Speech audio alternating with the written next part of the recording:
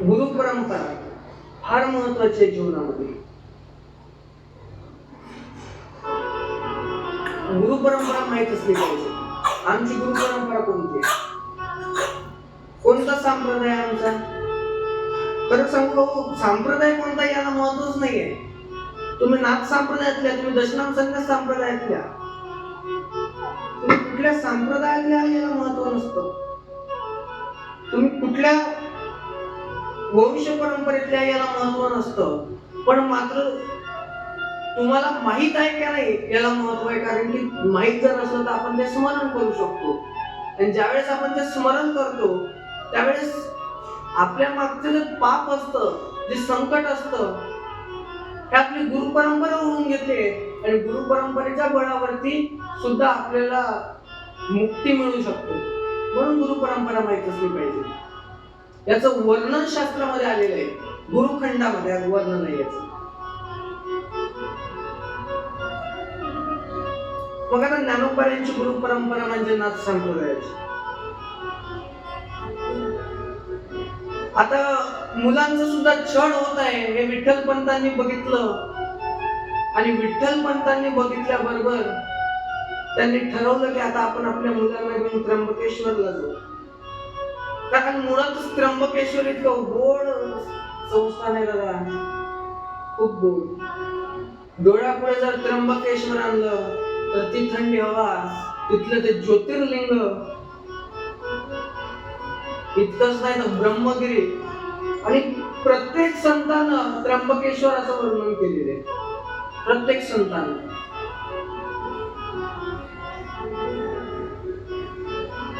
नरहरी महाराज म्हणतात, त्र्यंबक हा तीर्थराज, उर्मिल अंतरीचे काज. तीर्थराज म्हटलेलं आहे त्या त्र्यंबकाला. इतकंच नाही तर माझे नामदेव सुद्धा म्हणतात, वर्णन करतात त्याचं. वाचे म्हणता गंगा गंगा, सकळ पापे जाती भंगा, दृष्टी पळता ब्रह्मगिरी, त्यासी नाही यमपुरी. महाराज म्हणतात, तुम्ही नुसतं गंगेचं नामस्मरण जरी तोंडाने केलं तरी पाप तुमचं नष्ट होतं. बरं इतकंच नाही, नाशिक त्र्यंबकेश्वर मधलं जे ब्रह्मगिरी नावाचं पर्वत आहे, ते डोळ्यानं जरी बघितलं आम्ही, दृष्टी पडता ब्रह्मगिरी, त्यासी नाही यमपुरी. त्याला यमपुरी नाही म्हणतात, यमपुरीलाच जायचं काम नाही. मी काल सांगितलं, यमाला आता जर जायचं नसेल, नाही होत प्रत्येकाचं त्र्यंबकेश्वराला जाणं. त्यानं ज्याचं जाणं होत नाही किंवा ज्याचं जाणं पण होतं ना, त्यानं रोज टीका लावला पाहिजे. मी कालच सांगितलं होतं, का टीका लावला पाहिजे. एका मनुष्याच्या डोक्यावरती कावळ्याची विष्ठा पडली आणि त्याला टीक्याचा आकार आला, म्हणून यमदूतांना वापस पाठवायसाठी विष्णुदूत आले, त्या माणसाला विष्णू लोकांमध्ये घेऊन गेले. मला सांगा, आपण जर खरोखरचा टीका लावला तर का जाणार नाही? आपण सुद्धा विष्णू लोकात जाऊ. म्हणून टीका लावणं महत्वाचं.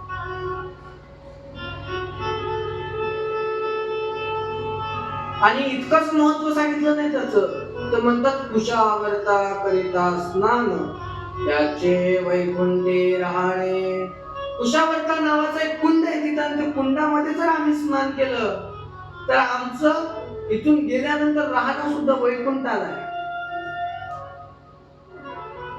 बरं इतकं पुरे नाही. महाराज म्हणतात, नामा बळे प्रदक्षिणा, त्याच्या पुण्य नाही गणना. महाराज म्हणतात, आपण जर तिच्या ब्रह्मगिरीच्या प्रदक्षिणा मारल्या तर पुण्याला गणना नाही, इतकं पुण्य आपल्या जवळ येतं. मग मला सांगा, फक्त ब्रह्मगिरीच्याच प्रदक्षिणा मारल्यानं पुण्य मिळतं का? नाही. आपल्या गावामध्ये एक वडाचं झाड असेल, पिंपळाचं झाड असेल, रोज प्रदक्षिणा मारा.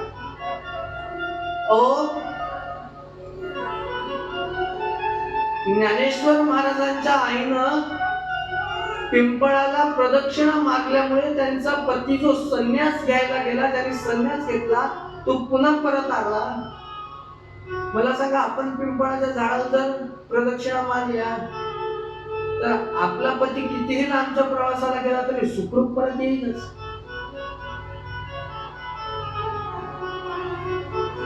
आणि म्हणून पिंपळाच्या झाडाला प्रदक्षिणा मारणं म्हणजे आपल्या पतीचं अपघातापासून वाचवणं आपल्या पतीला.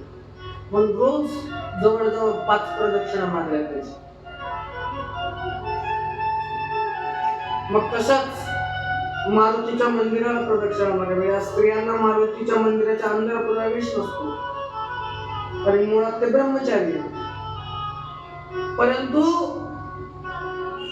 मारुतीच्या मंदिराच्या आपण गेटच्या बाहेरून दर्शन घेतो, तसं मारुतीला प्रदक्षिणा पण मारल्या पाहिजे. कारण मारुतीला जर प्रदक्षिणा मारल्या तर आपल्या मुलाला, आपली संतती ते अध्यात्म मार्गाला लागते, व्यसनापासून दूर राहते. म्हणून मारुतीची पूजा केली पाहिजे. संकट येत नाही संततीवर.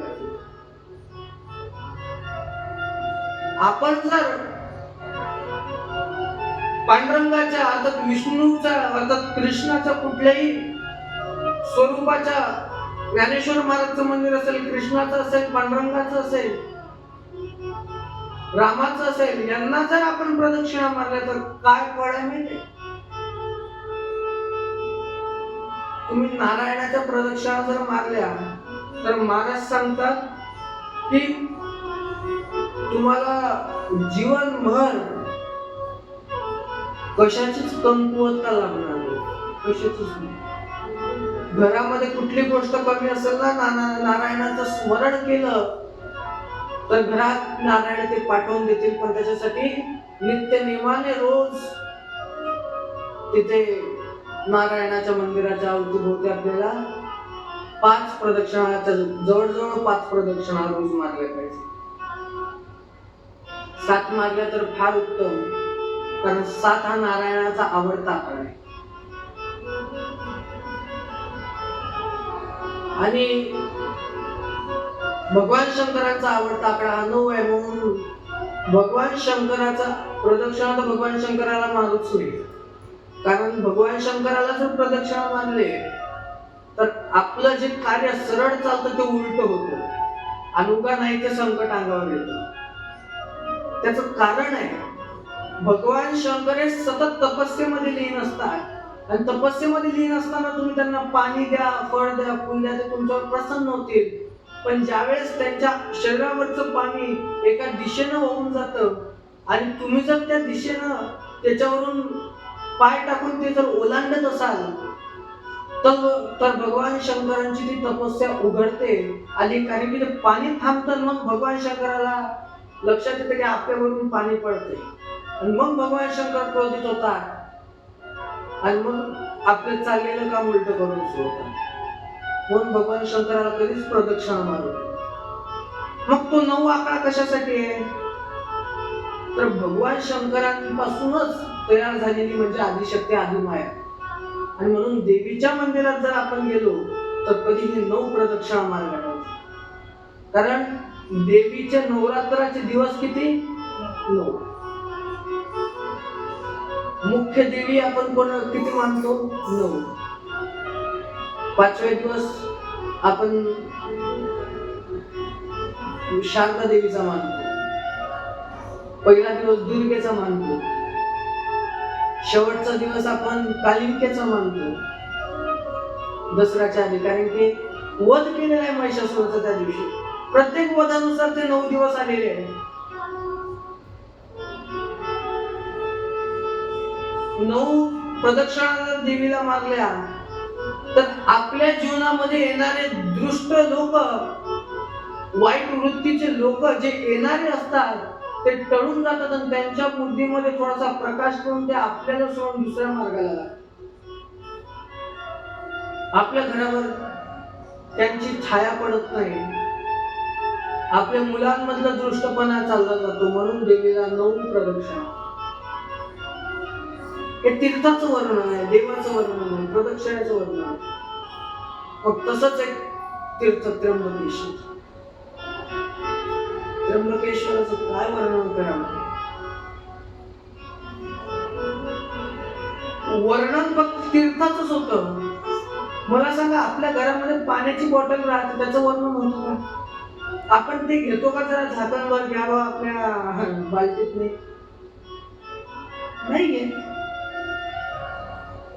आणि म्हणून गंगा खूप पवित्र तीर्थ आहे. तीच गंगा आपल्या त्र्यंबकेश्वरला सुद्धा आहे. प्रयागला तर आहेच, पण त्र्यंबकेश्वरला सुद्धा आहे. त्याच्या मागे पण एक कथा आहे. भगवान शंकरांनी डोक्यावरती भागीरथाच्या म्हणण्यावरती गंगा घेतली आणि भगवान शंकर तपस्येमध्ये लीन राहिले. कधी पृथ्वीवरती येत होते. पार्वतीला वेळ कमी द्यायचे म्हणून पार्वतीच्या मनामध्ये शंका यायला लागली. मुळातच बाया 4 प्रकारच्या असतात. पहिली शंकिनी, दुसरी डंकिनी, तिसरी स्तुतीला हुरळून जाणारी आणि चौथी असते ती म्हणजे दैवी. देवी आणि जी असते ते देवी सारखी असते, जे की कथा ज्या ऐकत असतील त्या ऐका. आणि मुळातच देवी आणि ही स्त्री जी असते तिलाच कथा ऐकण्याची इच्छा असते. दुसरं कोणाला, एखाद्याला आपण सांगतो पण त्याला येता येत नाही, त्याचं पाप असतं. पण येता आल्यानंतर सुद्धा ज्यावेळेस त्याला इथं बसून ऐकावंसं वाटत नाही, अर्ध्या मधातून निघून जातं. हे सांगतं की ती डंकिनी वृत्तीची आहे. कारण तिला सहन होत नाही चांगलं ऐकणं. ती नुसतं डंक मारत फिरते, चांगली गोष्ट सहन होत नाही. असुरांच्या कुळामध्ये डंकिनी असायच्या, म्हणून त्याला डंकिनी म्हटलं. शंकिनी, जी सतत संशय घेत राहते, ती शंकिनी. ही प्रत्येक स्त्री असते. त्याचं कारण आहे, एका ऋषीचा श्राप होता की स्त्री त्याच्या पत्नीनं विनाकारण शंका घेतली आणि त्याच्यामुळे त्या ऋषीने श्राप दिला, तू माझ्यावर विनाकारण शंका घेतली ना, इथून पुढे तुझ्या पोटी जे पण येतील ते शंकिनी मधून राहते. आणि म्हणून 90% स्त्रियांच्या मनामध्ये शंका असते, पतीबद्दलच नाही, कुठल्याही विषयाबद्दल. ते निश्चय ठाम नसतात आपल्या निर्णयावरती.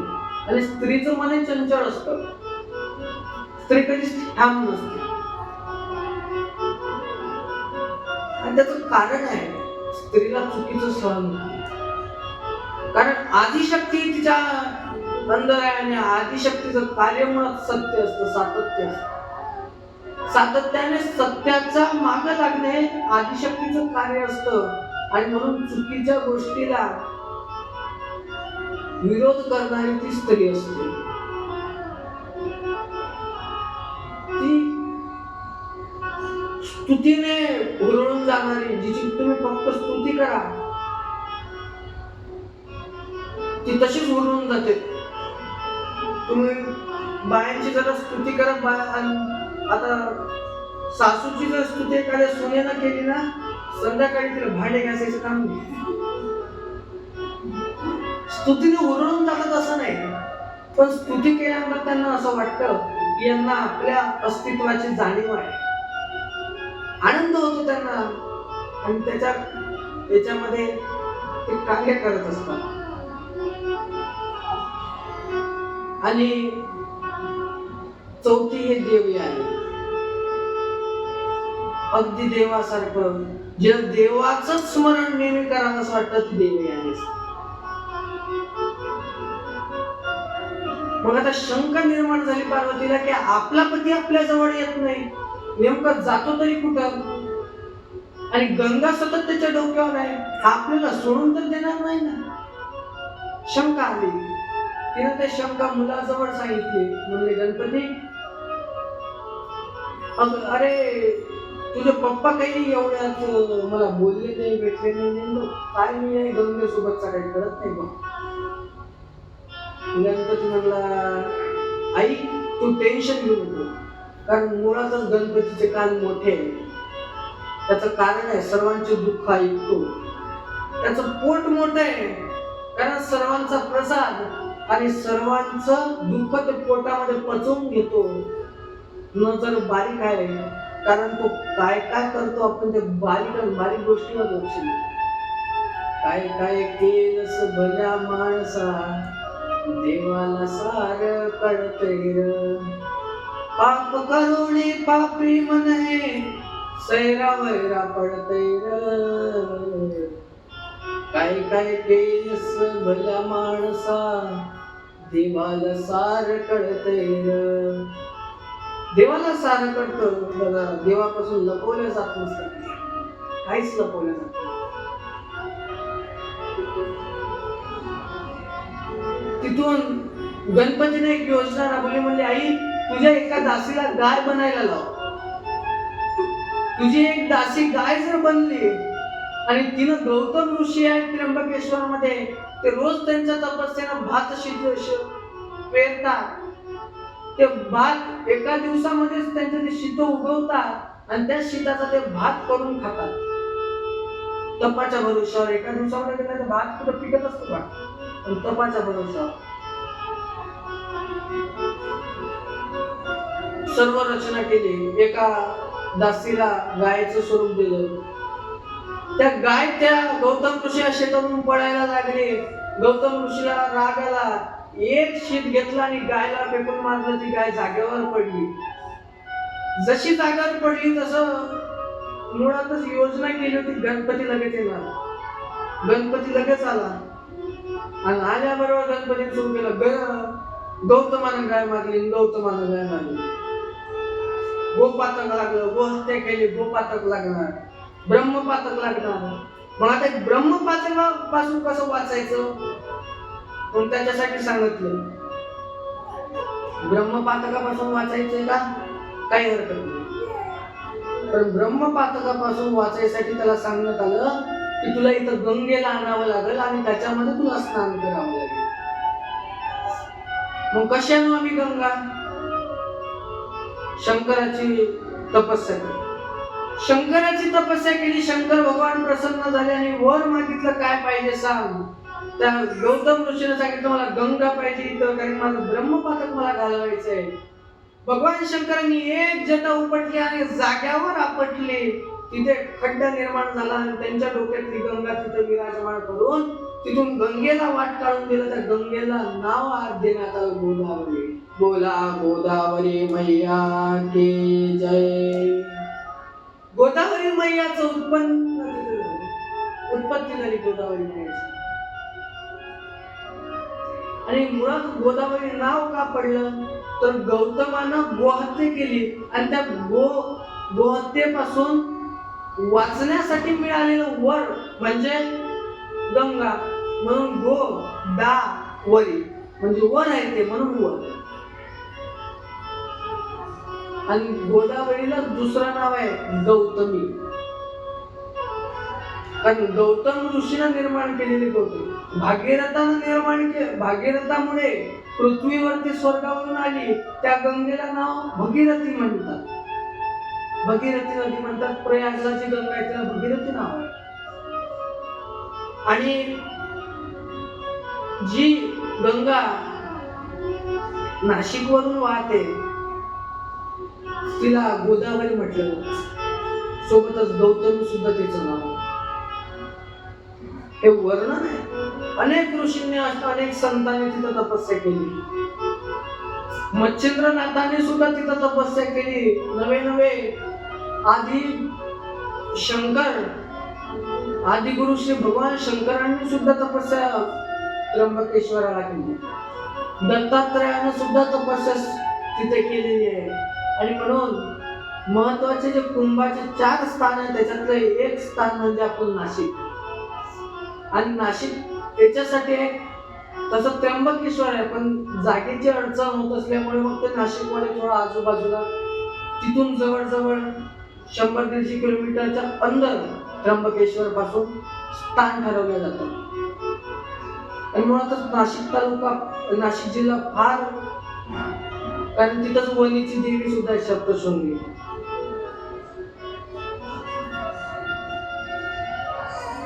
आणि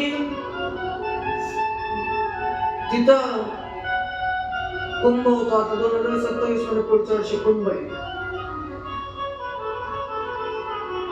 कुंभ हे दर मला वाटतं दर 3 वर्षाला होता, दर 3 वर्षाला. आता महाकुंभ झालं, आता हे आपलं अर्ध कुंभ आहे. हा, अधिक महिना जसं 3 वर्षाला येतो तसं कुंभ 3 वर्षाला येतो. आता पुरुषोत्तम मास म्हणजे अधिक महिना, अधिक महिना झाला की लगेच अर्थात म्हणजे 2026 मध्येच कुंभ लागते. तसं नोव्हेंबर डिसेंबरच्या तेवढ्यात. आणि ते कुंभाचं स्थान त्र्यंबकेश्वर. त्या त्र्यंबकेश्वरला गेले, तिथं झोपडी बांधली विठ्ठलपंतांनी मुलांसोबत, त्यांची पत्नी रुक्माई सोबत आणि त्यांच्या 4 मुलांसोबत राहू लागले. मुक्ताई लहान होती, 1-1.5 वर्षाची, 1 वर्ष 2 महिन्याच्या जवळपास. तिला कडेवर घ्यायचे, कधी भाऊ कडेवर घ्यायचे, कधी भाऊ कडेवर घ्यायचे, कधी आई वडील कडेवर घ्यायचे. आणि करता करता त्यांनी अकोले म्हणून गाव आहे अहमदनगर मध्ये, नगर जिल्ह्यामध्ये गेले. तिथं देवगिरी नावाचं एक तीर्थ आहे, ज्याला आता देवगड नाव आहे, अगस्त्य ऋषींचं, माहित असेल का? आणि त्या देवगड मध्ये ते राहिले, तिथं अगस्त्य ऋषींचा आशीर्वाद घेतला. तिथून पुढे गेले त्र्यंबकेश्वरला, छोटीशी झोपडी बांधली. त्या झोपडीमध्ये ते राहू लागले. रोज सकाळी उठले की कुशावर्तामध्ये स्नान करायचे. सूर्य उगवायच्या अगोदर प्रदक्षिणा ब्रह्मगिरीला सुरुवात करायची. प्रदक्षिणा झाली की भिक्षा मागायला जायचे आणि तिथे ते आनंदित राहत होते. कारण तिथं आळंदीमध्ये ज्याप्रमाणे त्यांना कोसल्या जायचं, ज्याप्रमाणे त्यांच्यावर अत्याचार व्हायचा, तो अत्याचार तिथं होत नव्हता. भिक्षा मिळायची, जेवण करायचे. पण काय ते त्रास देव सोडत नसतो. आणि त्यांच्या अंगावरती संकट आलं. ब्रह्मगिरीच्या जवळ एक पर्वत आहे,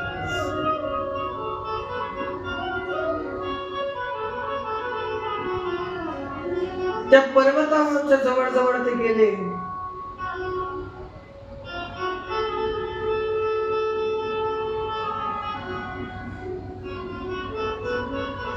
ब्रह्मगिरीला लागूनच अंजनी नावाचं एक पर्वत आहे, अंजनी. त्या अंजनी नावाच्या पर्वतावर ते गेले आणि तिथे गेल्याबरोबर एका वाघाची मोठ्यानं डरकाळी त्यांना ऐकायला. जशी डरकाळी ऐकायला आली, सर्व घाबरले आणि त्यांना लक्षात आलं की हा वाघ आता आपल्याकडे येतोय. मग काय करायचं? तर विठ्ठलपंतांनी ज्ञानेश्वर महाराजांचा हात पकडत पुढे पुढे पळत गेले.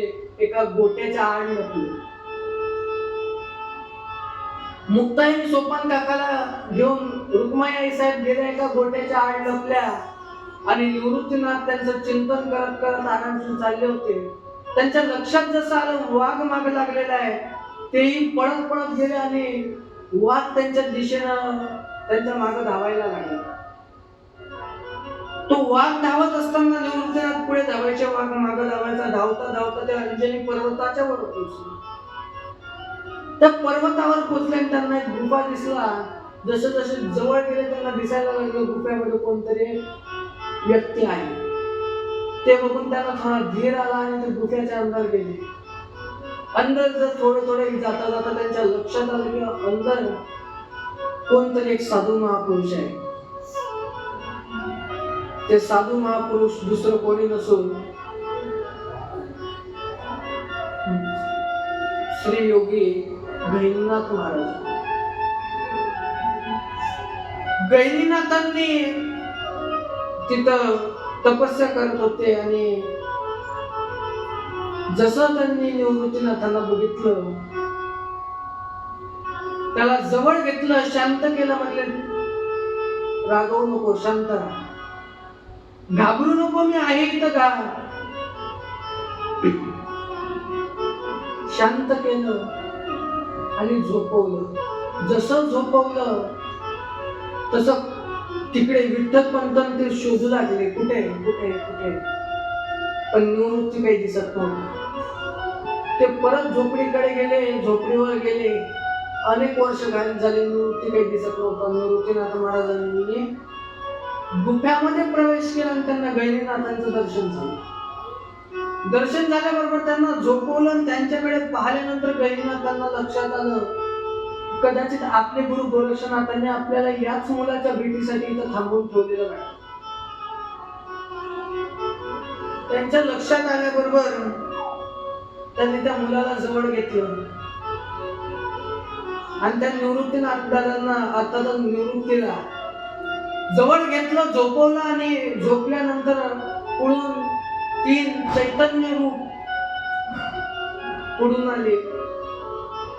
जसा काय सूर्य स्वतः चालत येतो असा सूर्यासारखे 3 गोळे चालत आले आणि नंतर मनुष्य रूपामध्ये प्रकट झाले.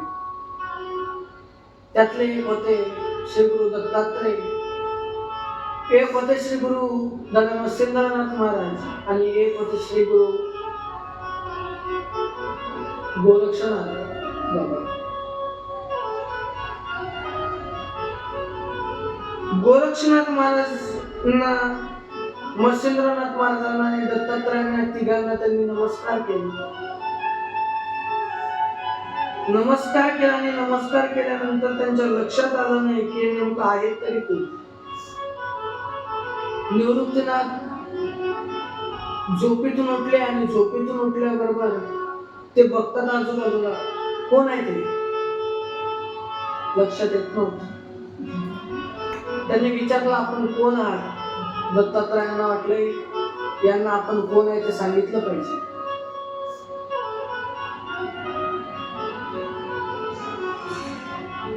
निवृत्तीनाथांनी हात जोडला. गहिनीनाथ म्हणले अरे त्यांच्याकडे काय बघतो, दर्शन घे. त्यांनी साष्टांग नमस्कार केला पण कळत नव्हतं नेमकं आहेत कोण. कोण आहेत लक्षात येत नव्हतं. काय करावं. दत्तात्रयानं कमंडल घेतलं. सोबत एक कुत्री होती. दत्तात्रयाच्या सोबत तसे 4 कुत्रे असतात. 4 कुत्र्यांचा अर्थ आहे 4 वेद. 4 वेद 4 कुत्र्यांच्या रूपाने त्यांच्या जवळ असतात. त्यातल्या एका कुत्र्याला ज्याचं नाव ऋग्वेद होतं, त्या ऋग्वेदाचं त्यांनी दूध काढलं, कुत्रीचं दूध काढलं. विचार करा काय सामर्थ्य असेल. त्या कुत्रीचं दूध काढलं, त्याच्यामध्ये शिळी भाकर चुरली आणि गोरक्षनाथ, मत्स्येंद्रनाथ, गहिनीनाथ यांना प्रसाद दिला. त्यांनी खाल्ला. निवृत्तीनाथ विचार करत होते हे कसला बाबा आहे, नेमकं कुत्रीचं दूध का काढत आहे. म्हणजे जरा विचित्रपणा वाटला त्यांना. शंका आली नेमकं आहे असे का करत आहे. मग निवृत्तीनाथांना पुढे बोलावलं. म्हणजे इकडे सेवन कर प्रसाद. पण त्यांनी गहिनीनाथाकडे बघितलं आणि गहिनीनाथाकडे बघितल्याबरोबर गहिनीनाथ म्हणले अरे बघतोस काय, जागे प्रसाद येतो खा. म्हटल्याबरोबर प्रसाद हातात घेतला, सेवन केला आणि सेवन केल्याबरोबर गुरुदत्त त्यांना त्यांच्या ओरिजिनल स्वरूपामध्ये दिसायला लागले. त्यांचे 3 चेहरे ब्रह्म विष्णू महेशाचे. आणि तिथलं चित्र बदललं. वर आसनावरती दत्तात्रय भगवान बसले, खाली त्यांच्या मच्छिंद्रनाथ दादा, त्यांच्या खाली गोरक्षनाथ महाराज, त्यांच्या खाली गहिनीनाथ महाराज, गहिनीनाथ महाराजांच्या बाजूने निवृत्तीनाथ महाराज. पाहू लागले काय आहे हे. शेवटी त्यांच्या लक्षात आलं हे गुरुदत्त आहे. नमस्कार केला, सांगितलं काय आज्ञा असावी. गुरु दत्तात्रयांचं रूप त्यांच्या पुढ्याला बोला. अवधूत चिंतन श्री गुरुदेव दत्त दत्त. दत्तात्रेयांचं रूप त्यांच्या लक्षात आलं. रूप लक्षात आल्याबरोबर त्यांनी बघायला सुरुवात केली. हे तर गुरूंचे गुरु आणि मुळात गहिनीनाथ महाराज हे त्यांच्या आजोबाचे गुरु होते. तिथून मच्छिंद्रनाथ महाराजांनी आणि गोरक्षनाथ महाराजांनी यांनी गहिनीनाथ महाराजांना सांगितलं की याला तो अनुग्रह द्यायचा, याला तो गुरु दीक्षा दे आणि नाथ संप्रदायामध्ये सामील करून घे. त्यांचं तिथं सर्व विधीपूर्वक गंगेच्या बाजूला नेलं. तिथं त्यांना गुरु परंपरा सांगण्यात आली आणि तिथं अनुग्रह देऊन त्यांचं नामकरण करण्यात आलं निवृत्तीनाथ. आणि तिथून निवृत्तीचा का निवृत्तीनाथ झाला होता. बोला निवृत्तीनाथ महाराज की जय. निवृत्तीनाथ महाराज तिथून निवृत्तीनाथ बनायला गेले.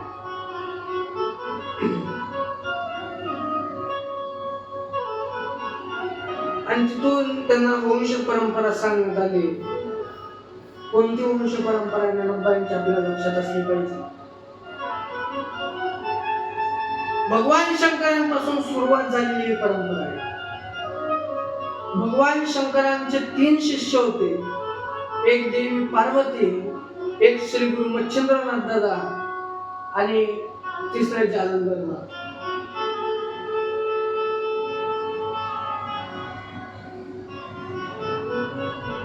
बऱ्याचशा ग्रंथांमध्ये सांगितलं जातं की जालंधरनाथ हे भगवान शंकरांचे शिष्य नसून मच्छिंद्रनाथांचे शिष्य.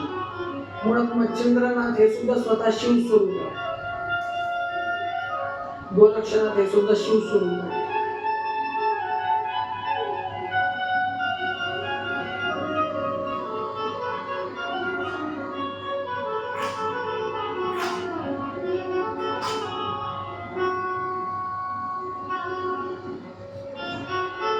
पुढे देवी पार्वती एकटी होती आणि मच्छिंद्रनाथांचे शिष्य गोरक्षनाथ. गोरक्षनाथांचे शिष्य मग गहिनीनाथ झाले आणि गहिनीनाथांचे शिष्य मग पुढे निवृत्तीनाथ महाराज झाले. निवृत्तीनाथ महाराजांनी 3 जणांना अनुग्रह दिला आणि शिष्यत्व प्रदान करून दिलं. त्यातले एक ज्ञानेश्वर महाराज, एक सोपानदेव काका आणि एक मुक्ताबाई. पुढे ज्ञानेश्वर महाराजांनी परंपरा सांभाळत पुढे एक स्वानंद सुखनिवासी सद्गुरू जोग महाराजांना दीक्षा दिली आणि एकीकडे ज्ञाननाथ म्हणून पुढे सत्यमलनाथ आणि एकीकडे जोग महाराजांचे करून वारकरी परंपरा स्थापित केली. ज्ञानदेवे रचिला पाया उभा दिले देवालया. ज्ञानोबांनी वारकरी संप्रदायाचा पाया रचला आणि देवालयाला उभारणी केली. स्वानंद सुखनिवासी सद्गुरू जोग महाराज ज्ञानेश्वर महाराजांचे शिष्य. तिथून पुढे त्यांचे 4 शिष्य झाले. एकाचं नाव बंकट स्वामी महाराज, एकाचं लक्ष्मण महाराज इगतपुरीकर, एकाचं नाव मारुती बुवा गुरव आणि चौथे होते मामासाहेब दांडेकर. त्या काळामध्ये सुद्धा एसपी कॉलेजचे प्राचार्य मामासाहेब दांडेकर. लोकमान्य टिळकांसोबत मैत्री होती आणि म्हणून मग या 4 शिष्यांनी पुढे एक वारकरी शिक्षण संस्था निर्माण केली, ज्याचं नाव देण्यात आलं सद्गुरू जोग महाराजांची वारकरी शिक्षण संस्था. आणि ती संस्था आताही आळंदीमध्ये आहे, जिथे शिक्षकाला पगार नाही आणि विद्यार्थ्याला फी नाही. हजारो विद्यार्थी तिथे शिकतात, 10,000च्या जवळ. आणि एकीकडे नाथ संप्रदायाची परंपरा चालवली ती म्हणजे सत्यामलनाथ महाराज, जोग महाराजांचे गुरुदेव. यांनी अनुग्रह घेतला होता दीक्षेतून. त्यांनी बिना दीक्षेचा अनुग्रह घेतला स्वप्न दृष्टीतून. सत्यामलनाथ महाराज म्हणजे ज्यांनी ज्ञानेश्वर महाराजांचं चरित्र लिहिलं बघ ते. पुढे गैबीनाथ, मग गुप्तनाथ आणि उद्धवनाथ असे दोन शिष्य त्यांचे, आणि पुढे मग गुप्तनाथांचे शिष्य केसरीनाथ आणि त्यांचे शिष्य शिवदीननाथ. इथपर्यंत परंपरेचा इतिहास आपल्याजवळ आहे. ही परंपरा त्यांना निवृत्तीनाथ महाराजांना सांगितली आणि त्यांना दीक्षा वगैरे दिली आणि त्यांना योग वगैरे शिकवला, त्यांना भक्ती शिकवली, त्यांना कृष्ण नाम जप दिला. बघा, हरिनाम इतकं महत्वाचं आहे की म्हणजे गहिनीनाथांनी सुद्धा निवृत्तीनाथांना जप करण्यासाठी दिलेला मंत्र तो म्हणजे रामकृष्ण हरी. कारण मुळातच राम, कृष्ण आणि हरी हे तिन्ही नारायणाचं स्वरूप आहे आणि नारायणाचा जर जप केला तर भगवत प्राप्तीला वेळ लागत नाही. योग याग क्रिया या तर भरपूर आहे, पण माऊली हरिपाठामध्ये म्हणतात योग याग विधी येणेनो हे सिद्धी. महाराज म्हणतात ते योग याग विधी यांना सिद्धी येत नसतंय, किंवा महाराज म्हणतात योग याग विधी येणेनो हे सिद्धी. सिद्धी त्यानं मुळातच येत नाही. मुळात भक्ती मार्ग फार महत्वाचा आहे. आपण भक्ती किती करतो, आपण देवाचं नाव किती घेतो, आपली श्रद्धा किती याला महत्व आहे. कारण कलियुगामध्ये आपण पाण्यामध्ये 24 तास उभं राहू शकत नाही एका ठिकाणी. 10-12 वर्ष थोडी राहू शकत नाही. एका ठिकाणी आपल्याला बसायचं म्हटलं की आपण 4 वेळा 35 योगासना करतो.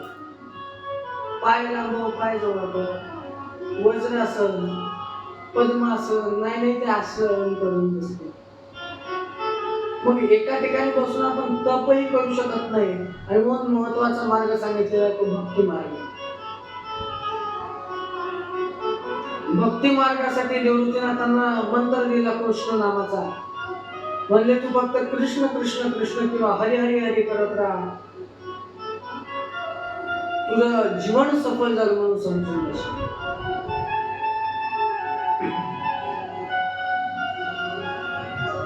तिथून पुढे त्यांना अनुग्रह दिला, शिक्षण वगैरे दिलं, नाथ संप्रदायाचं सर्व शिक्षण दिलं, शाबरी विद्याही शिकवली, संजीवन विद्या शिकवली, मृत व्यक्तीला कसं जिवंत करायचं. आणि याचा अनुभव आपण पुढे बरेच बघणार आहोत की माऊलींनी, निवृत्तीनाथ दादांनी आणि त्यांच्या भावंडांनी या विद्येचा योग्य उपयोग कसा केला. तो चांगदेवाचं गर्व हरण करण्यासाठी, सच्चिदानंद बाबांसाठी पुढे चरित्रामध्ये वर्णन आहे. पुढच्या प्रकरणामध्ये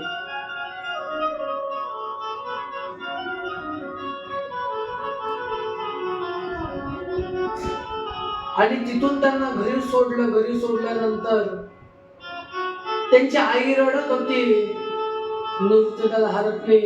वडिलांना वाटत होतं तो वाघाच्या तावडीत सापडला, आता निवृत्ती परत येणार. वाईट वाटायला लागलं, कसं करावं.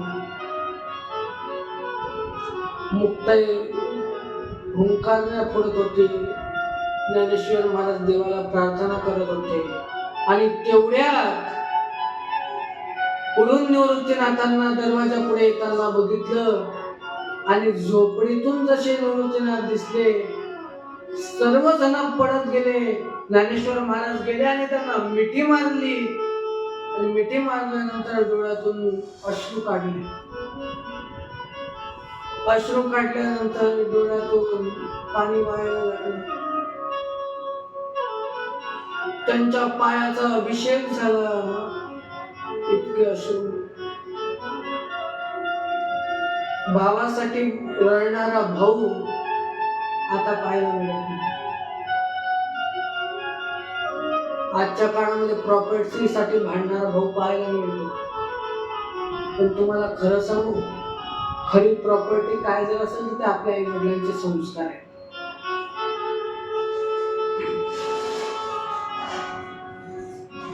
रामाच्या काळामध्ये सुद्धा भरतासारखा पुत्र होता.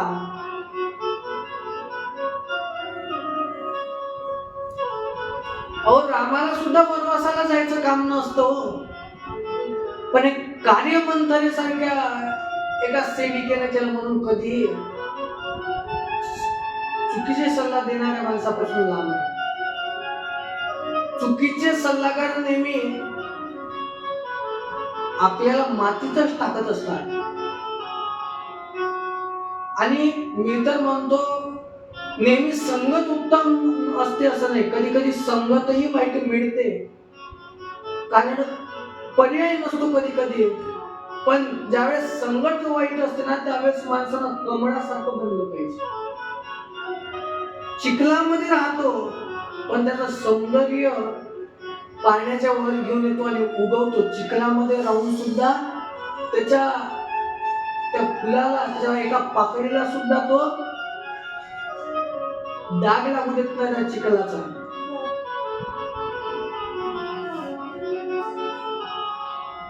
जरासा सुद्धा डाग नाही लागला. त्या कमळासारखं आपण बनलं पाहिजे. हीच शिकवण आपण प्रत्येक निसर्गाच्या गोष्टीतून घेतली पाहिजे, प्रत्येक गोष्टीतून.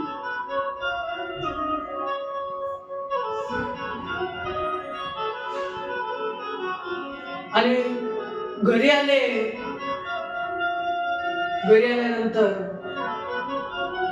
स्वागत केलं. आपला मुलगा आला म्हणून आनंद झाला. घरात बोलावलं.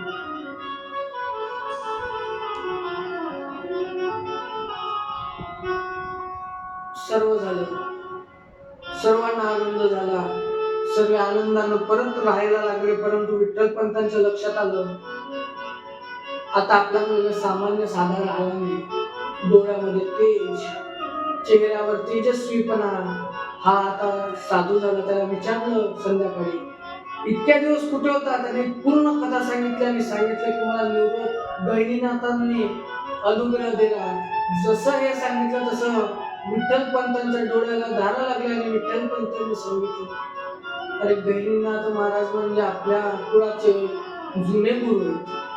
तुझे आजोबा अर्थात माझे वडील त्यांचे शिष्य होते. त्यांनी तुला अनुग्रह दिला, त्यांनी तुला स्वीकारलं. आणि हे पाहतल्यानंतर विठ्ठलपंतांना आनंद झाला. काही दिवसांनी ज्ञानेश्वरांच्या लक्षात आलं की आता आपले बंधू साधे राहिले नाही, ते बदललेसे वाटतात. म्हणून आपण त्यांना थोडी ज्ञानाची मागणी केली पाहिजे. आणि ज्ञानेश्वर महाराज मुळात नावच बघा ना, ज्ञानियांचा ईश्वर, ज्ञानियांचे योगी ते ज्ञानेश्वर.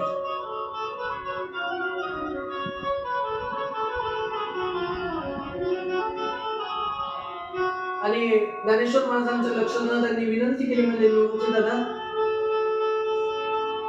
तुम्ही मला काहीतरी अनुग्रह द्या, मला सांगा, तुम्ही थोडं ज्ञान द्या माझ्यावर. निवृत्तीनाथांनी त्यांना स्वीकृती दिली, त्यांना होकार दिला. आणि त्यांना सुद्धा गंगेच्या तटावरती नेलं आणि त्यांना अनुग्रह दिला, गुरु परंपरा सांगितली आणि विद्या शिकवली, जी त्यांनी गुरुकडून धारण केली. काही दिवसांनी हळूहळू त्यांच्या लक्षात आलं की मुक्ताईला आणि सोपानदेवाला सुद्धा आपण अनुग्रह केला पाहिजे, दीक्षा दिली पाहिजे. आणि म्हणून तिथून त्यांना सुद्धा दीक्षा दिली. ज्ञानेश्वर महाराजांचं नाव ज्ञाननाथ ठेवण्यात आलं. ज्ञानेश्वर महाराज, जसं निवृत्तीनाथांचं नाव त्यांच्या वडिलांनी फक्त निवृत्ती ठेवलं, गुरुंनी निवृत्तीनाथ केलं, तसं ज्ञानेश्वर महाराजांचं नाव ज्ञान ठेवलं होतं. पण त्यांनी जगदुद्धाराचं कार्य केलं, ईश्वराचं कार्य केलं. आणि सर्व संतांच्या लक्षात आलं की हेच भगवान विष्णूचा अवतार आहे, म्हणून त्यांना ज्ञानेश्वर सुद्धा म्हणण्यात आलं. आणि त्यांचे गुरु अर्थात निवृत्तीनाथ महाराजांनी त्यांचं नामकरण हे ज्ञाननाथ म्हणून केलं. पुढे सोपानना मुक्ताबाईला सुद्धा अनुग्रह दिला, दीक्षा दिली. आणि त्र्यंबकेश्वर मध्ये ते वास करायला लागले. आता ज्ञानोबा आहे, भूतलावरती येणार हे काय अचानक ठरलं असं नव्हतं, कारण देव सर्व क्रिया जे आहे ना हे एक नियोजन करून करत असतो. धर्तीवर ज्यावेळेस पाप वाढायला लागतं त्यावेळेस भगवंत अवतार घेतो. गीता माऊली सांगते, यदा यदा हि धर्मस्य ग्लानिर्भवति भारत अभ्युत्थानमधर्मस्य तदात्मानं सृजाम्यहम् परित्राणाय साधूनां विनाशाय कृतं कृते. ज्या ज्या वेळेस या पृथ्वीवरती पाप वाढायला लागतं, यदा यदा हि धर्मस्य ग्लानिर्भवति भारत, ज्यावेळेस या धर्तीवरती ग्लानी येते, संकट येते, त्यावेळेस ही धरती माता विनंती करते की देवा तुम्ही आमच्यावर कृपा करा. पण याचं नियोजन देव आधीच करून बसत असतो. कृष्ण अवतार घेण्यापूर्वी राम अवतारामध्ये कृष्ण अवताराचं नियोजन केलं होतं.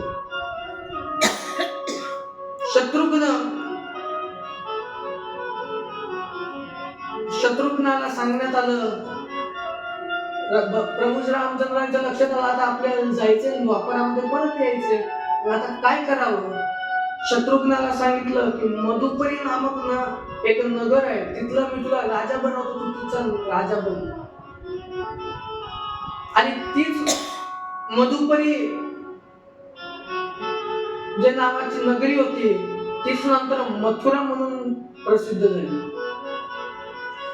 जी आजच्या काळामध्ये मथुरा आहे ना, ती राम काळामध्ये मधुपरी होती. तिथे शत्रुघ्न नावाच्या राजाला त्यांनी राज्याभिषेक करून गेला. भावार्थ रामायणामध्ये ओवी येते, श्रीराम म्हणे भरतासे वेग्यानावे सर्व सामग्रासे राज्याभिषेक शत्रुघ्नासे लवणावदासे मगधाडू.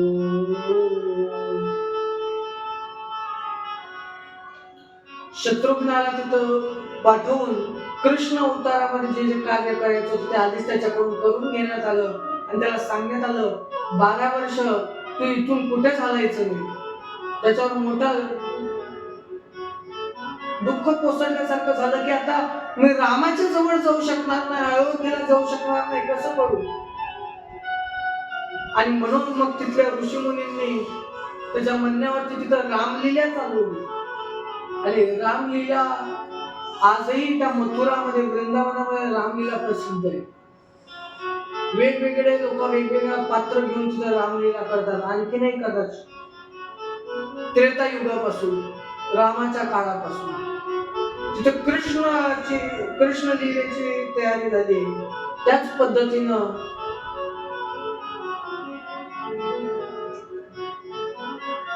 कलियुगामध्ये ज्ञानेश्वर महाराजांनी अवतार घ्यायचा याच्यासाठी सुद्धा तयारी झाली. भागवताच्या 11 स्कंदामध्ये वर्णन केलं जातं की जे नवनारायण होते त्या नवनारायणांना भगवान श्रीकृष्णांनी बोलावलं आणि बोलावल्यानंतर त्यांच्यासोबत सभेमध्ये बसले आणि एकांतात त्यांनी गप्पा मारायचे. त्या नवनारायणाने भगवान श्रीकृष्ण एकटेच तिथे होते. नवनारायणांनी विचारलं, भगवान कसं काय आपण आम्हाला बोलावलं, आज्ञा करावी, काय अडचण आहे. सांगण्यात आलं, म्हणले गोष्ट अशी आहे की तुम्हाला आता पुढे कलियुग चालू होणार आहे. मी द्वापर युगातून माझा देह ठेवून वैकुंठाला परत जाणार आणि आता कलियुगामध्ये मला पुन्हा अवतार घ्यायचा, त्याच्यामध्ये माझ्यासोबत सहाय्य करायला तुम्हाला यायचे. नवनारायण म्हणजे देवा तुम्ही आज्ञा करा. नवनारायणांना सांगण्यात आलं की तुम्ही नवनाथांचं रूप घ्या. कवी नारायणांना सांगण्यात आलं तुम्ही मच्छिंद्रनाथाचं रूप घ्या.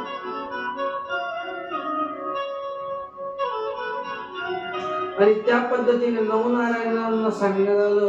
आणि मग पुढे कृष्ण अवतारामध्ये झाल्यानंतर नवनारायणांनी वेगवेगळे रूप घेतले. आणि त्याचं वर्णन केलं जातं नवनाथ भक्ती विजय मध्ये. ऐसे नवनारायण महाराज द्वारकेत पातले सहजा सहज, रमापतींचे पाचारण चोज दृश्य झाले धराळे. हरीचा गौरव पावन बोलते झाले नारायण, कवणार ते पाचरण आमसे केले श्रीरंगा. आणि असा प्रश्न कवी नवनारायणांनी केल्याबरोबर आम्ही काय करावं सांगा तुम्ही फक्त. त्यामुळे भगवान श्रीकृष्णांनी उत्तर दिलं,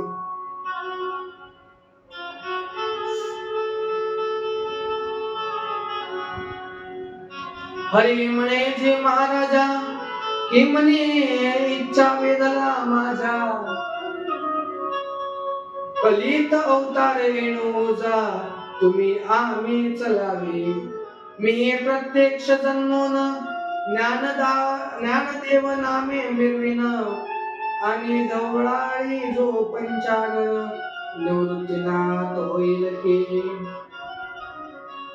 आणि सत्यनाथ सत्य लोकनाथ चतुरानन तो स्वामी मिरवील सोपान.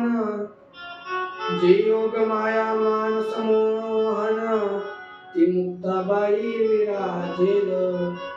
संपूर्ण अवतार कार्य सांगण्यात आलं की हे आदिमाया मुक्ताईच्या रूपाने जन्माला येईल, मी ज्ञानेश्वर महाराजाच्या रूपाने जन्माला येईल. भगवान शंकर अर्थातच बलराम दादा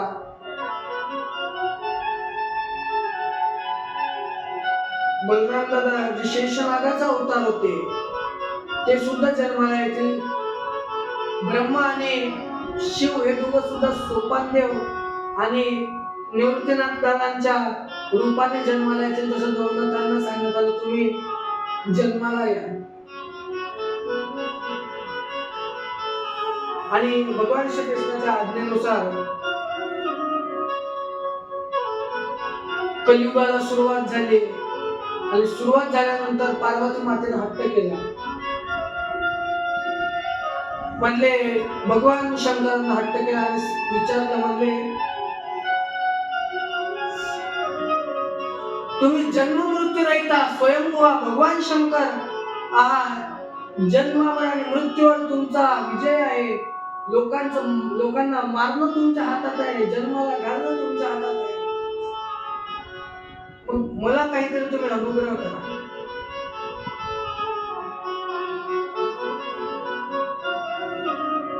तुम्ही तपस्या करत असताना कुठला मंत्र जपता ते मला तुम्ही सांगा. भगवान शंकरांनी स्वीकृती दिली, परंतु सांगितलं म्हणले एक गुप्त राहिलं पाहिजे, कारण की हा मंत्र अधिकाऱ्यासच देता येते. पार्वती मातेने शिष्यत्व स्वीकारलं आणि म्हणून आपल्या गुरु परंपरेमध्ये भगवान शंकरांची शिष्या म्हणून पार्वती मातेचं सुद्धा नाव आहे, जसं मी मगाशी सांगितले. म्हणून भगवान शंकरांचे दोन शिष्य सांगितलेले आहेत, एक मच्छिंद्रनाथ महाराज आणि दुसरी म्हणजे पार्वती माता.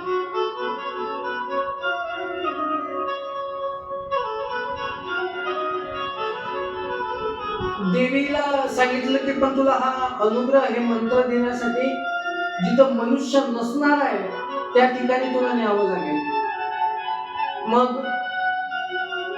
एका ठिकाणी नेलं आणि त्या ठिकाणी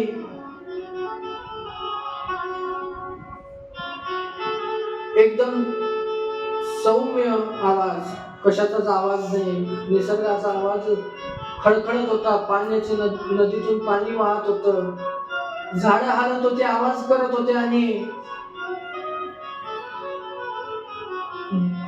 तिथं एक मासोळी होती जी नदीच्या काठाला बसलेली होती. आता भगवान शंकरांनी एक एक एक सर्व विद्या सांगायला सुरुवात केली. वर्णन केलेलं आहे.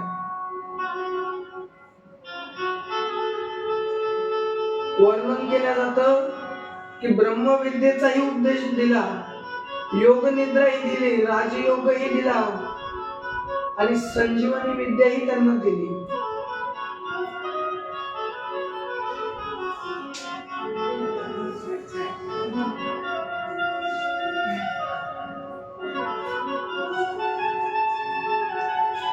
योग विद्या दिली, सर्व विद्या दिली. आणि आता काय करावं, तर आता भगवान शंकराने डोळे लावले आणि एका एका विद्येचं ज्ञान द्यायला सुरुवात केली. एका एका विद्येचं ज्ञान द्यायला सुरुवात केल्यानंतर तिथं पार्वती हुंकारण्यात येत होती.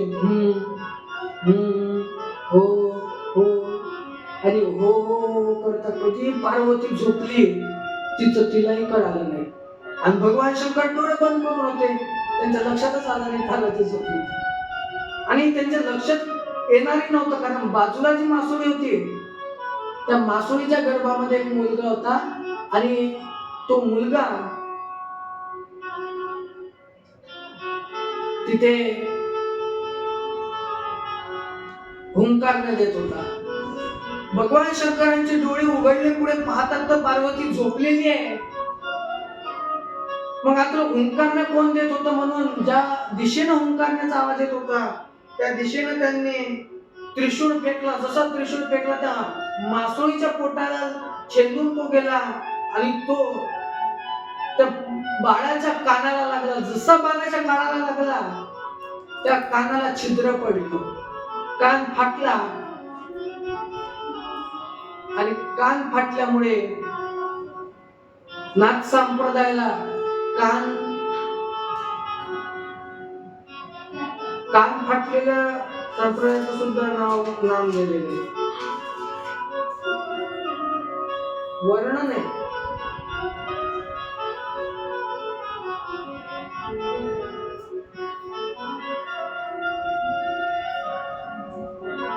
कान फाटलं तिथं आणि कान फाटल्यामुळे कान फाडी म्हणून त्यांची प्रसिद्धी झाली आणि पुढे सर्वांचे.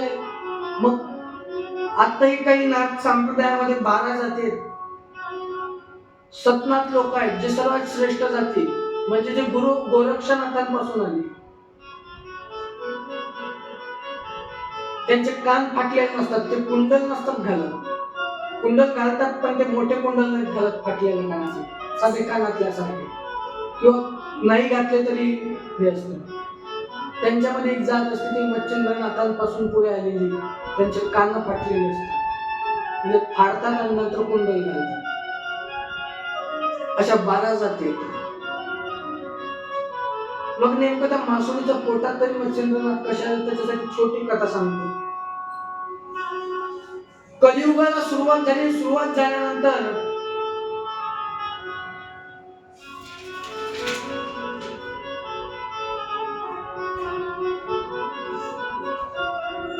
झाल्यानंतर तिथं आकाशातून देव कवी नारायण जे होते पहिले, ते चालले होते आणि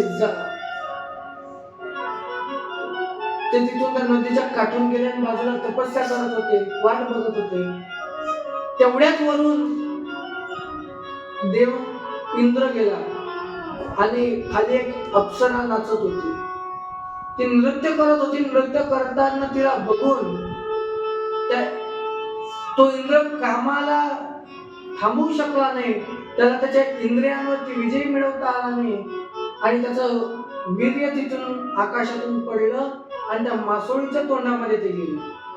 मासोळीने ते वीर्य गिळलं आणि गिळल्यानंतर कवी नारायणांना वाटलं तर हे योग्य वेळ आहे की आपण जन्माला येण्यासाठी त्या मासोळीच्या पोटामध्ये गेलं पाहिजे. आणि म्हणून तिथं कवी नारायणांनी लगेच त्या मासोळीच्या पोटामध्ये प्रवेश घेतला आणि म्हणून त्या मासोळीच्या पोटामध्ये अंड आकाराच्या अंदर कवी नारायण अर्थातच मच्छिंद्रनाथ महाराज होते. आणि सुरू होत. आता मच्छिंद्रनाथांचं काही दिवसानं मग तिथं त्या मासोळीनं त्या अंड्याला नदीच्या काठी सोडलं. पक्षी आले, पक्ष्यांनी त्या अंड्याला फोडलं आणि फोडल्यानंतर त्याच्यातून तो मुलगा बाहेर आलेला पाहून ते पक्षी भिवून पडून गेले आणि तिथे कोळी होता. त्या कोळ्यानं त्या मुलाला उचललं, घरी आणलं आणि घरी आणणार त्याच्या अगोदर एक आकाशवाणी झाली आणि सांगितलं,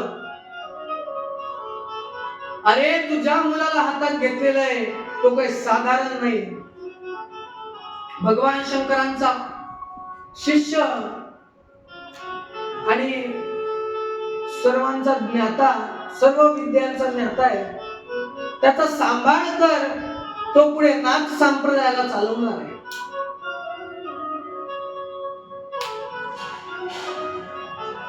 आणि हे सांगितल्यानंतर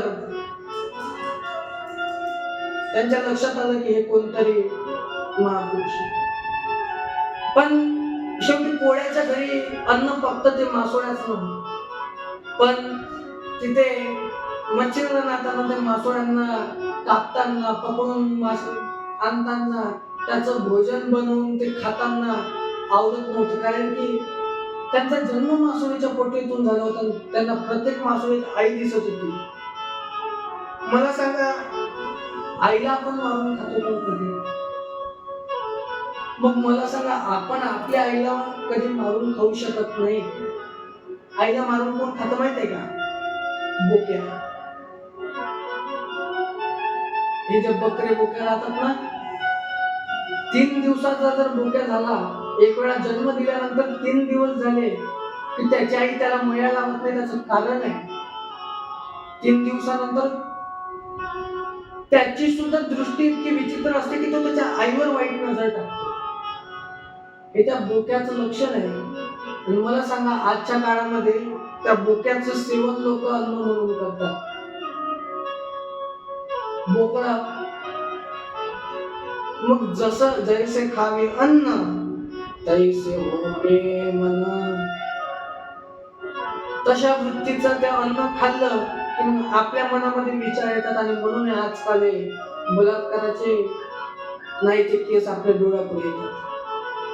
इतकंच नाही, आज जे नाही ते धर्म परिवर्तन आणि लव्ह जिहादचं जे कार्य सुरू आहे ना, याच्या मागे सुद्धा अन्न फार महत्वाचे आहे.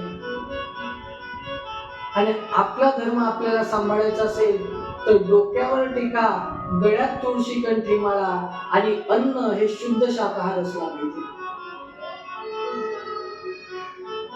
नाहीतर काही फायदा नाही. आमच्या मुलांना आजकाल माळा घालायला लाज वाटतं. त्यांना ओल्ड फॅशन वाटते. पण सांगणे माझं दादा, अरे माळा जर घातल्या नाही ना तर तुमचं जीवन नक्कीच वाया गेलं मी म्हणणार. का? कारण की गळ्यात जर माळ असेल तुळशीची आणि तेव्हा जर आपण स्नान करत असेल ना तर 108 तीर्थांचं स्नान झाल्याचं पुण्य मिळतं. आणि म्हणून मग त्या त्रासाला कंटाळले मच्छिंद्रनाथाने घर सोडून पळाले. आणि घर सोडून पळत पळत पळत बद्रिकाश्रमात गेले. दत्तात्रयाची भेट झाली, शंकराची भेट झाली आणि दत्तात्रयापासून अनुग्रह घेतला. दत्तात्रयांपासून अनुग्रह घेतला, दीक्षा घेतली आणि दत्तात्रयाने तिथे एक नवीन संप्रदाय निर्माण केला. त्या संप्रदायाला नाव देण्यात आलं नाथ संप्रदाय. आणि मच्छिंद्राचा झाला आता मच्छिंद्रनाथ. बोला मच्छिंद्रनाथ महाराज की जय. मच्छिंद्रनाथ महाराजांना सर्व विद्या शिकवण्यात आल्या. तिथून पुढे तीर्थयात्रा करायला ते गेले. आणि तीर्थयात्रा करायला गेल्यानंतर बंगालमध्ये गेल्याने एका आईला भिक्षा मागितली. भिक्षा मागत असताना तिच्या डोळ्या चेहऱ्यावरती निराशा होती. ते पाहून विचारलं, रे आई भिक्षा देतेस पण सांग निराशा काय आहे? तिच्या आईने सांगितलं, महाराज माझ्याकडे अन्न आहे, धन आहे, संपदा आहे, पण संतती नाही आहे. आणि आजच्या काळामध्ये संतती नसणं हे खूप मोठं दुःख आहे. आपण बरेच जण पोटामध्येच बाळाला मारतात. पण तुम्हाला खरं सांगू, गर्भपात करू नये. कारण ज्याला संतती होत नाही ना त्याला काय दुःख असेल ज्याचं त्याला माहित असतं. आणि ज्याच्या घरामध्ये संतती आहे त्याचा आनंद काय आहे ज्याचा त्याला माहित असतो. घरामध्ये बाळ जन्माला आला की वेगळा आनंद असतो. त्या बाळाचं हसणं आईला एक नवी ऊर्जा देत असतं. त्याचं ते बोबडं बोलणं आजी आजोबांना आनंदित करत असतं. ज्यावेळेस तो काही बोलो, कसंही बोलो, बोबडा बोलू द्या, पण त्याचं बोलणं हे आजी आजोबांना हर्षवून टाकतं. त्याच्याकडे बघितलं की आनंद होतो. आणि खरं सांगू, जितका आनंद आई वडिलांना होत नाही ना, त्याच्यापेक्षा कैक पट आनंद आजी आजोबांना होत असतो बरं का नातवांपासून. आणि त्याने ते अपेक्षा निर्माण केली की मला संतती पाहिजे. अशी एक जोडी होती, त्या जोडीतला विभूती काढली म्हणजे आई हे घे विभूती. विभूती दिली आणि विभूती दिल्यानंतर ती विभूती तिने घेतली. सायंकाळच्या पायरी सेवन करायच्या अगोदर मच्छिंद्रनाथाने सांगितलं जेवण केले की याला सेवन कर आणि मग झोप. 12 वर्षांना मी येईल तुझ्या पोटचा तुझा मुलगा घेऊन, जो माझा वंश पुढे चालवणार, मी त्याला घेऊन जाईल. पण तिने तिच्या मैत्रिणींना सांगितलं आणि मैत्रिणींनी सांगितलं म्हणजे अगे हे कानफाडे काही चांगले नसतात. कानफाडे अशीच विभूती देतात आणि पुत्र बनवून सोबत तुला घेऊन जातील आणि रात्रीच्या वेळेला वापस तरी बनवतील. दिवसा वापस पुत्र बनवून तुझ्या सोबत त्यांच्यासोबत फिरवतील, रात्रीला परत तुला स्त्री बनवतील. ती घाबरली. तिनं ते विभूती घेतली आणि आपल्या गौऱ्याच्या उकरंड्यामध्ये टाकून दिली, शेणाच्या उकरंड्यात, आणि ते विसरून गेली. 12 वर्षानं मच्छिंद्रनाथ तिथं परत आले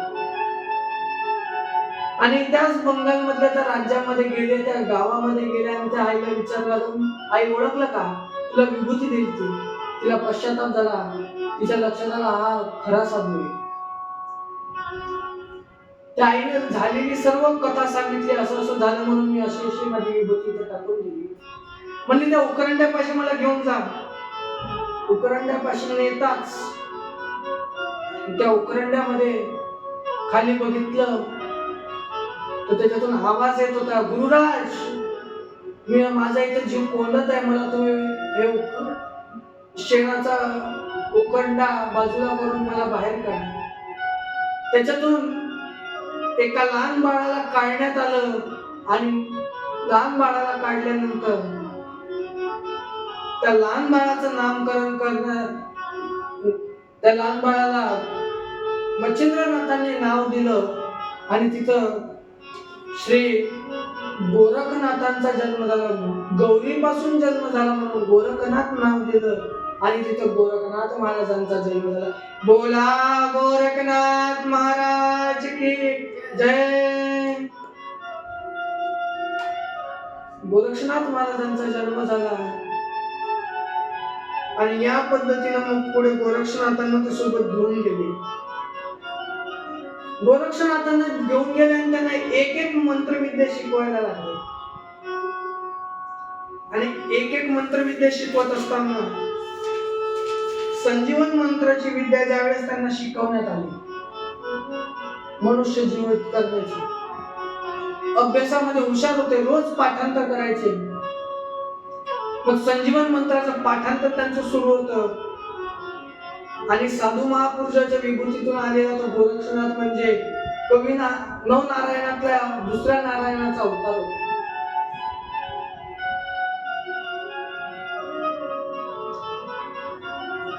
आणि तिथं लहान लहान मुलं आले गावाच्या नेटच्या, म्हणले गोरक्ष दादा, आम्हाला खेळायचं, आम्हाला बैलगाडी बनवायची, बनवून दे.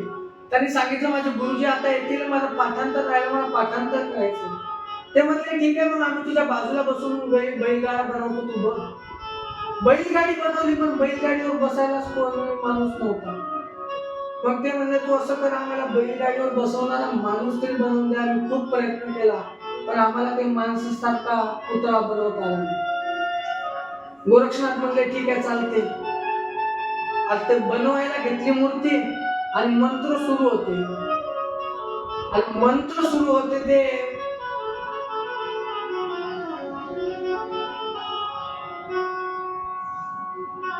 मंत्र सुरू असताना त्या पुतळा बनवला आणि त्या मुलांच्या हातात पुतळा देईल तेवढा त्या पुतळ्याचा छोटासा मुलगा तयार झाला. त्याच्यामध्ये जीव आला आणि तिथं जन्म झाला. बोला गहिनीनाथ महाराज की जय. गहिनीनाथ महाराजांचा तिथं जन्म झाला आणि त्यांचा जन्म गहन पद्धतीने झाला, म्हणजे माहित नव्हतं, अचानक जन्म झाला आणि जन्म झाल्या म्हणून त्याचं नाव गहिनीनाथ मच्छिंद्रनाथांनी ठेवलं. आता त्या हातात लहान मूल बघितलं, 5 वर्षाचे गोरक्षनाथ ते सुद्धा घ्यायला लागले. त्यांनी त्या मुलाला तसंच खाली टाकलं आणि ते पडत पडत गेले, एका कोपऱ्यात जाऊन लपले. लहान मुलं पळाले आणि भूत भूत भूत भूत करत लपले. मच्छिंद्रनाथ आले, म्हणजे कुठे भूत मला दाखवा. लहान मुलं म्हणले ते तुम्हाला खाईल, जवळ जाऊ नका. म्हणलं मग कमीत कमी तू असं कर, मला दाखवतो कुठे, मी नजरेनं बघतो फक्त. ते म्हणले ते बघा तिथे. त्यांच्या लक्षात आलं, पुढची पिढी चालवणारा आपला शिष्य आहे. तिथून त्याला हातात घेतला आणि गोरक्षाला शोधत बसले. कुठे गोरक्ष, कुठे दिसत नाही, दिसत नाही. संपूर्ण गाव धुंडून काढला आणि गोरक्ष शेवटी दिसला. गोरक्षाच्या मनात भीती होती. गोरक्ष मला नाही तुम्हाला खाईल, नाही तुम्हाला खाईल. त्याला शांत केलं आणि सांगितलं, अरे हा पुढे संप्रदाय चालवणाराच तुझा शिष्य आहे. 12 वर्षानंतर तू इथं यायचं आणि या गावामध्ये एक सद्गृहस्थ आहे. त्या सद स्वामी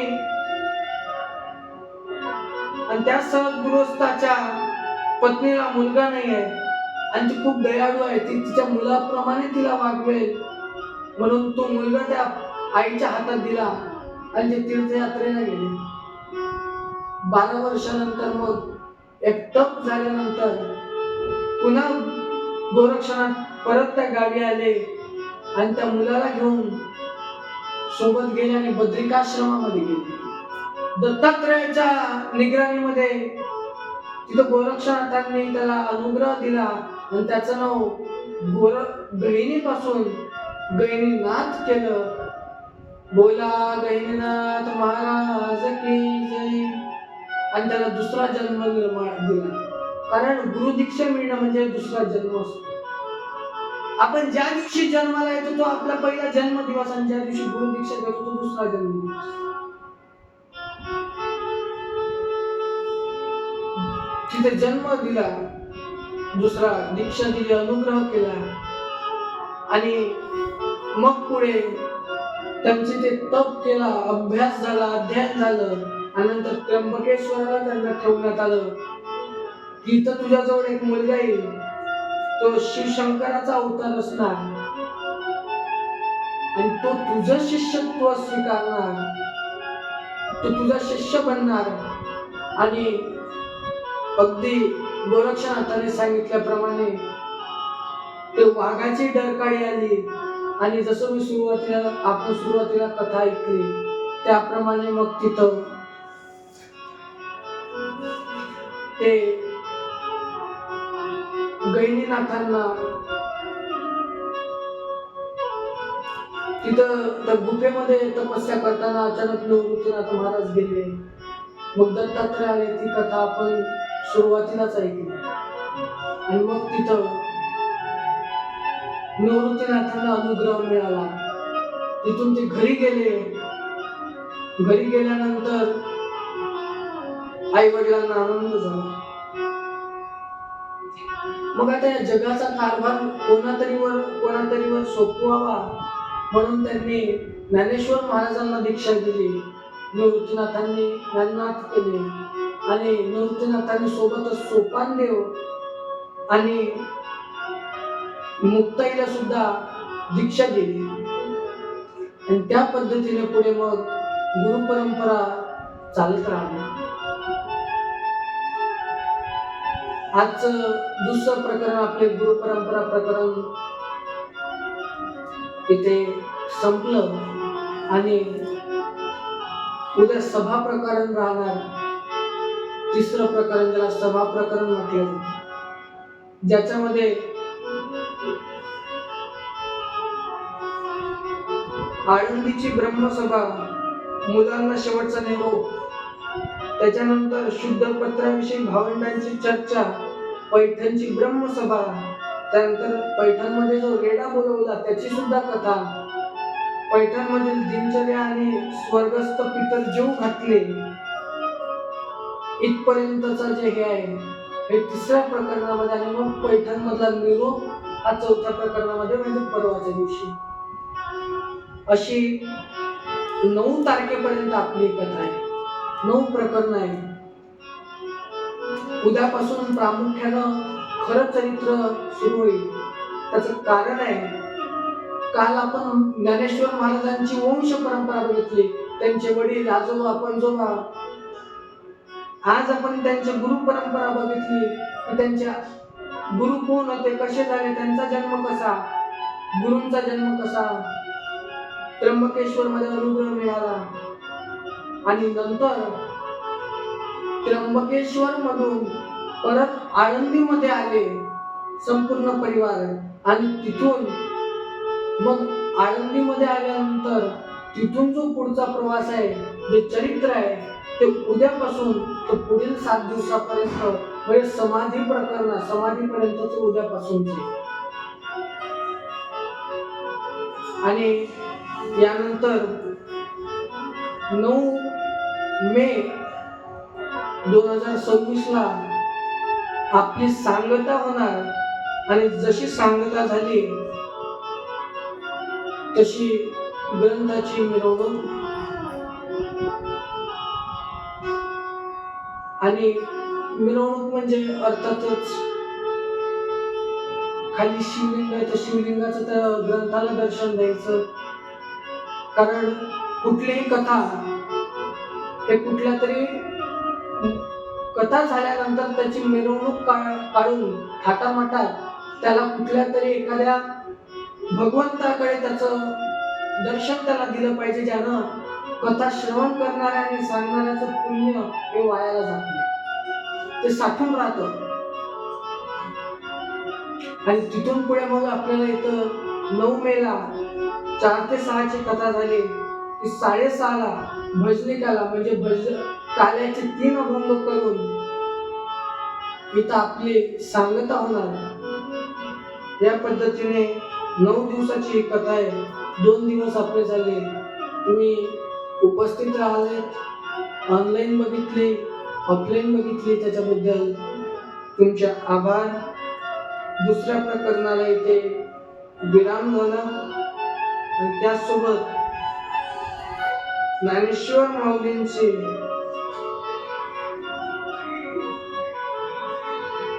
आपल्याला उद्यापासून आळंदीतली कथा माहित पडेल. म्हणजे आळंदीमधून जो प्रवास सुरू झाला तर शेवट आळंदीमध्येच आपल्याला थांबायचं आहे. सर्वांनी एक वेळा पांडुरंगाचा जयघोष करायचा. पुंडलिक वरदे हरी विठ्ठल श्री ज्ञानदेव तुकाराम माऊली ज्ञानेश्वर महाराज की जय. जगद्गुरु तुकाराम महाराज की जय. जय तु ज्ञाने ज्ञानेश्वर विजयते. ज्ञानेश्वर विजयते.